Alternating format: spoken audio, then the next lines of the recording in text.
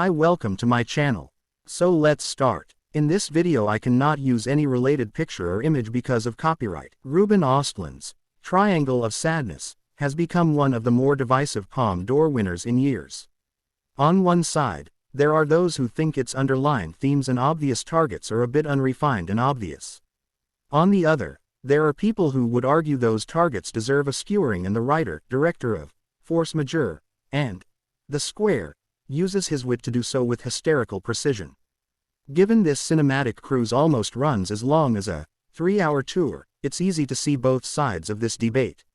There are undeniably sharp dialogue exchanges and entertaining storytelling twists in Ostlund's takedown of the shallow elite, and yet some of it, especially in the final act, all starts to feel redundant, and maybe even as superficial as the uber-wealthy that the film seeks to tear down.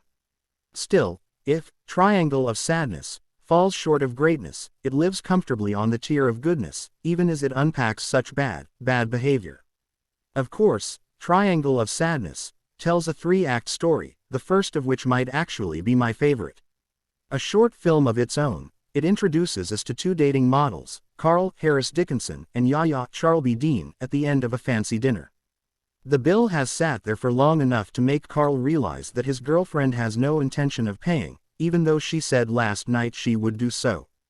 The two argue about her gender-based assumptions, and Ostlund's dialogue spins and swirls as the discussion goes back to the hotel that Yaya notes she's covering for Carl. This is a very promising prologue for Triangle of Sadness, an implication that the movie is going to get into gender roles and transactional relationships in a way that's sharp and new. And then it doesn't quite do that. As I felt he did with The Square, too, Ostlund has a habit of getting distracted by a similar idea without doing the work to tie it back to the previous one in a satisfying way.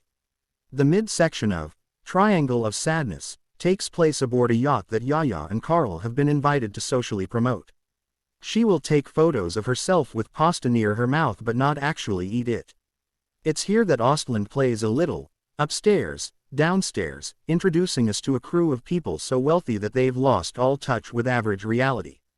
Most of them have earned generational wealth through ventures that haven't exactly bettered the world, such as the kind elderly couple whose fortune comes from grenades, or the gentleman who likes to tell people he made his money with shit. He's a fertilizer magnate. From the beginning of this segment, Ostlund is toying with literal levels of society as the rich people sun on the deck above, the white staff celebrate their potential tips in the middle, and the largely non-white staff sits in the hull below. Ostlund's intent plays out in a series of bitter exchanges. A woman, Mia Benson, insists that the ship's sails must be cleaned. The yacht has no sails. Carl gets jealous of a shirtless worker that catches Yaya's eye and so basically gets him fired. A milquetoast software genius, Oliver Ford Davies, comes to life when two pretty women take a photo with him. A passenger, Sonny Mells, insists that the entire crew go for a swim. In Ostlund's most discomfiting choice, another woman, Iris Bourbon, has been disabled by a stroke and can only repeat the words, "in den Woken," which means, in the clouds. Clearly that's where Ostlund thinks most of these people live, far from a grounded reality.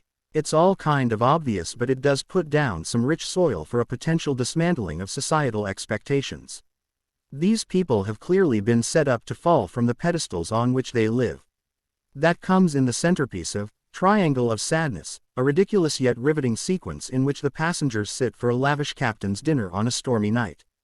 As Woody Harrelson's world-weary captain eats a hamburger instead of whatever concoction the chefs have dreamed up to impress the passengers, Ostlund tilts his camera back and forth with the waves, making us feel nearly as nauseous as the characters on-screen. The night devolves into a chaotic expression of bodily fluids that basically tear down all societal structures and sets up the final act, one that reverses roles and puts one of the ship workers, a memorable Dolly de Leon, in a position of unexpected power. It's hard to shake the feeling that Ostlund thinks he's saying more here than he actually is. I think that pretentious intent is at the root of most on the hate side of this film's divide, but that didn't make the film significantly less entertaining as a social satire for me. Ostlund is shooting fish in a barrel, but the fish had it coming, and he cooks them up into a tasty meal, complete with sea urchin and squid emulsion on the side.